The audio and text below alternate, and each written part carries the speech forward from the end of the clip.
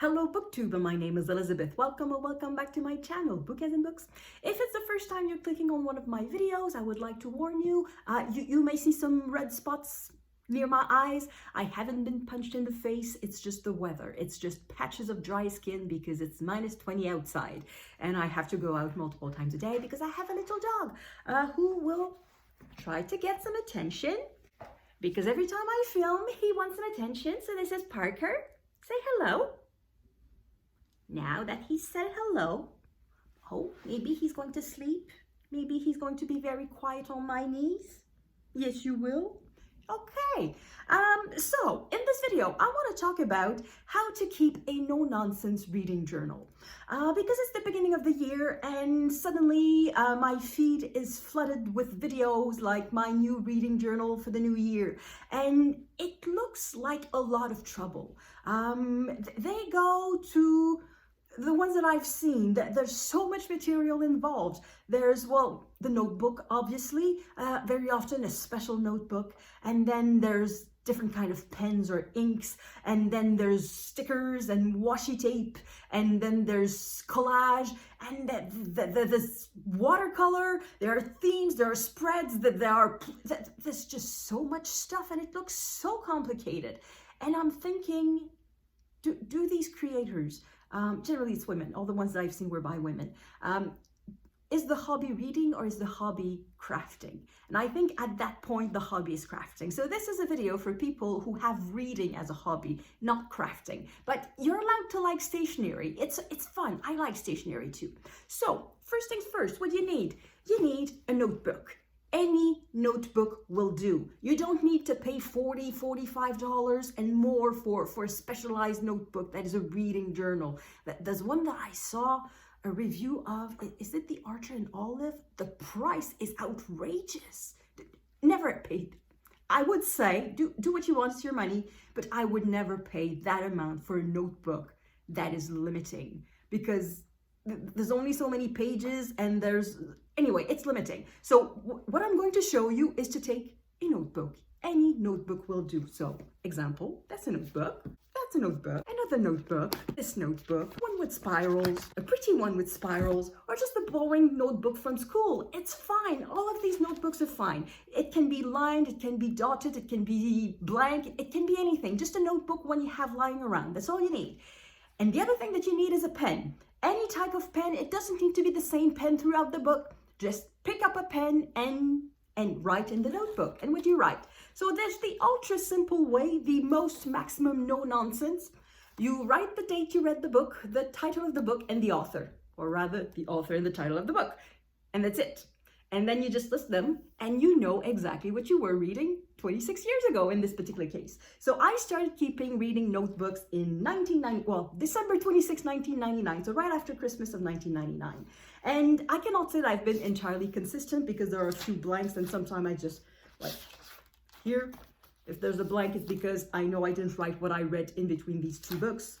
And sometimes I just skip pages like here. That means that I stopped writing it for a while and then I picked up the habit again sometime later. But anyway, in the last 5 or 6 years, I've been really consistent. So that's the most extremely simple way of keeping track of what you read. So what was I reading 26 years ago? Première ligne by Jean-Marie Le Claftin. I assume that one is not translated in English. I don't think it's a great classic. It's a novel about a wannabe novelist. And then there's Le Hussard sur le Toit, so that's The Horseman on the Roof by Jean Giono. Alice in Wonderland by Lewis Carroll. Taras Bulba by Nicolas Gogol. Bonjour Tristesse by Françoise Sagan. So you can see I was very much into classics.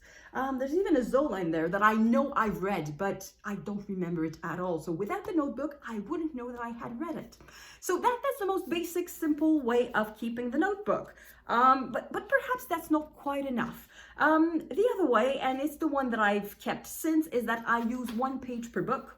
And well, so that was sort of the origin. So that's my very first notebook. So it's not quite, it hasn't reached the final form. I'm going to show you a more recent one. So this is my recent notebook from 2025. And what I do is that for each book that I read,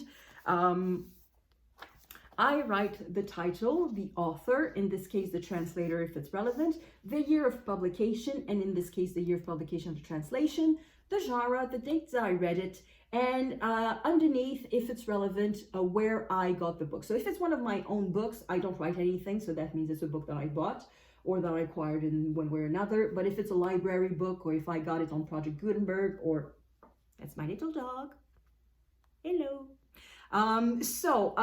If I got it from somewhere else, I'm going to write it there. And then what I do is that I write my impressions of the book, and then sometimes a quote from the book, and that's it. That's it. That's all that you need to keep a reading journal. You don't need anything more than that. You don't need washi tape. You don't need, though, if you look at the book, there is some washi tape. You don't need spreads. You don't need anything else. You don't need a little dog, but it's fun to have one. And that's it. You don't have to make it complicated. And now I'm going to show you my notebook for 2026. It has a little bit of nonsense in it, but not a lot of it. So there's a notebook. It's a Lecton 1917. It's a dotted pattern like this. So it's very easy to find since bullet journaling became popular a few years ago. You can find them not anywhere, but you can find them in plenty of bookstores and stationery stores and just stores that sell a bit of everything. So what I do, in addition to the pages where I will write my sort of review or reaction to every book, I keep a spreadsheet at the beginning, a spreadsheet like of statistics. So I will rewrite the name, so the title, the author, and then I keep track of various data that I like to keep track of. So fiction and nonfiction, the genre, where the author was born, whether it's a man or a woman, the original language, whether I read it in French or in English, so that obviously is not applicable to everyone. The year of original publication, whether I read it on paper or ebook, and if I listen to it on audiobook, I'll just add an A instead of filling the little square, because I don't listen to enough audiobooks that it justifies adding a column for that. And then the source, is it one of my own books that I get it from the library or somewhere else? Somewhere else will likely be some electronic source. Perhaps it could be on loan from someone, from a friend. The number of pages, and then the date I finished reading it. So I can show you an example from last year. Well, last year being 2025, barely last year. And it looks something like this. So that's what I use to do my stats. That's going to be my next video with stats. So it becomes very easy to count stuff. So if I want to count fiction or nonfiction, I just count 1, 2, 3, 4, 5, like 1, 2, 3, 4, 5, 6. So it's 6 fiction on that page, and then the next page, and so on. So that's a thing that I like to do. So to have some stats at the beginning of the book. And it's useful for tags, like if you have a question like, what is the last book that you read that is set in this particular country, or what is the last book that you read that had the name of a flower in the title, or something like that.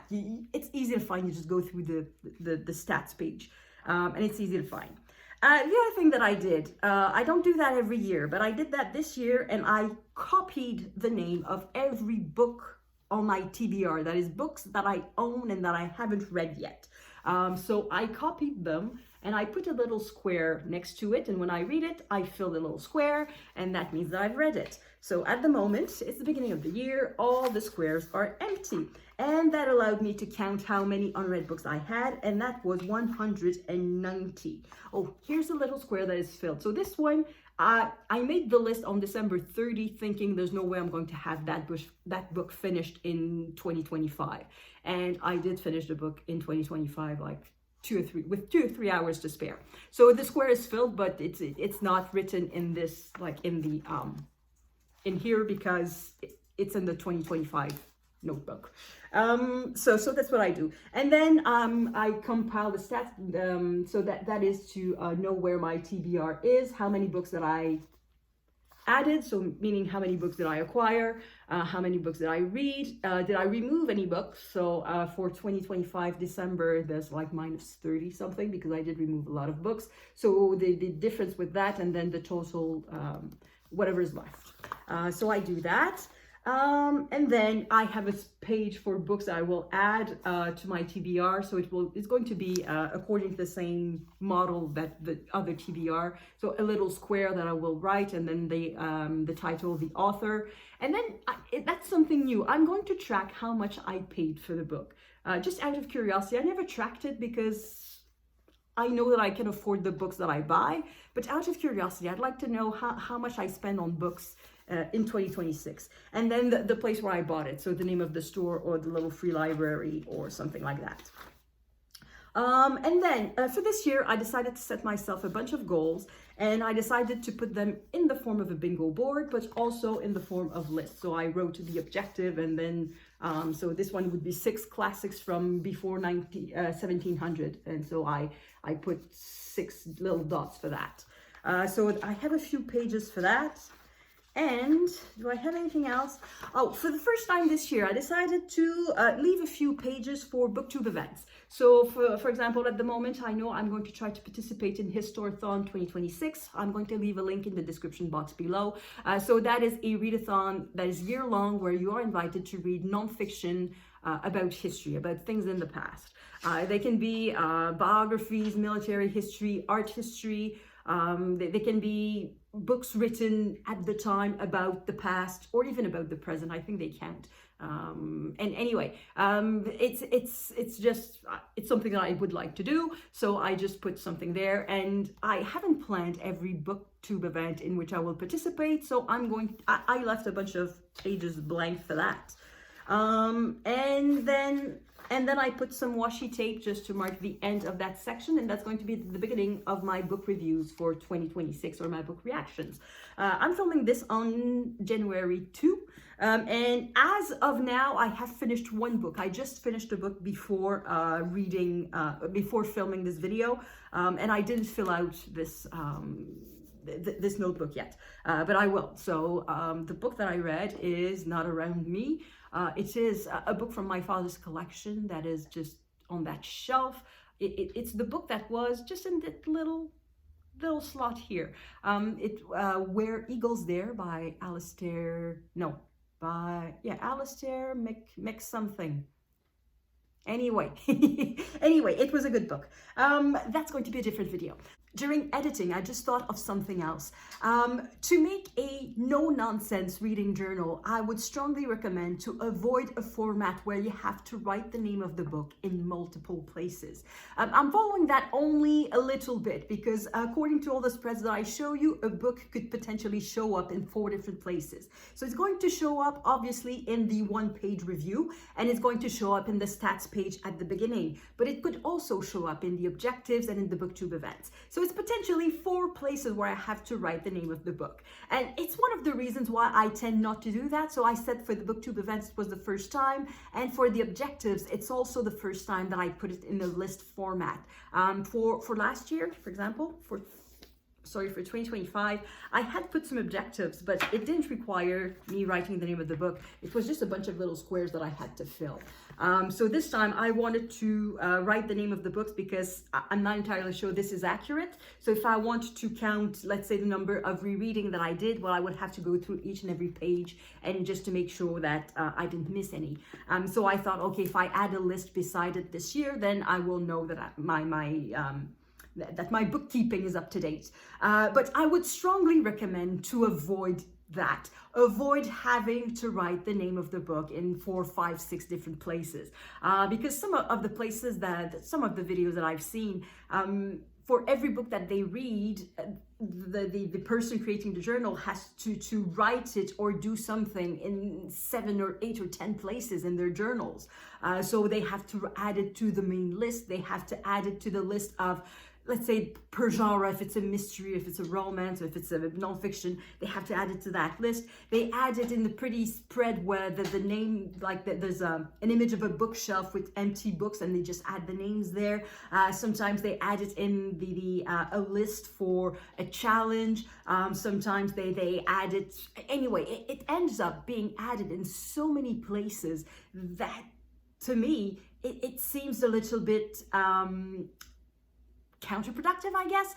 It seems to be, it seemed to me it wouldn't encourage me to use the book. to use the notebook, because it would be just too much trouble. I would stop keeping the notebook because I know that it would be a lot of trouble just to write the name of one book. Just to mark as finished one book, you have to write in 6 or 7 places. It becomes complicated. And anyway, so that's just the one little thing that I added. I would say I do not necessarily follow my example of having to write the name of the book in potentially 4 places. I think 2 places is more than enough. So for 2025, that was it. It was 2 places, the stats sheets at the beginning and the single page review of each book. So that's it, back to regular footage, which I think is just the conclusion of the video. So anyway, that's it. That's all that you need to make a no-nonsense reading journal. You need a notebook of any type and a pen of any type, and that's it.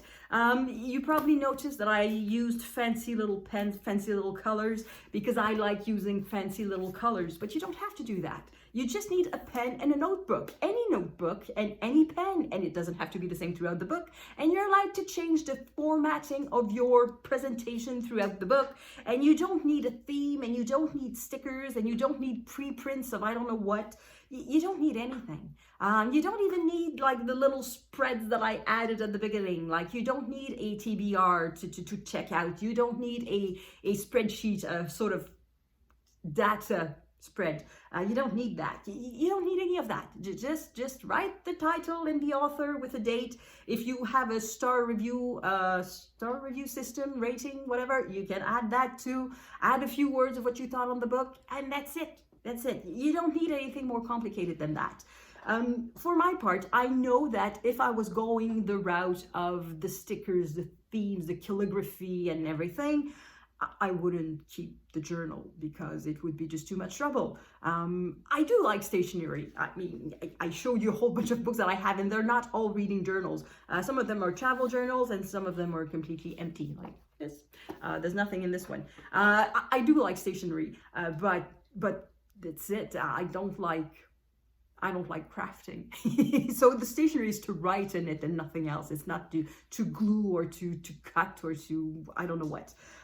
Anyway, so that's it. That's my advice for you for this year and for the next decades and forever and ever. Just keep track of the books that you read. I think it's awesome, but keep it simple. Just title, author, dates, a few words on what you think about it, and that's it. That's it. So thank you everyone for watching. Let me know if you keep a reading journal, and if you do, what form does it take? Is it a fancy beautiful artwork, or is it just a notebook or something in between perhaps? And I will see you in the next video. À la prochaine.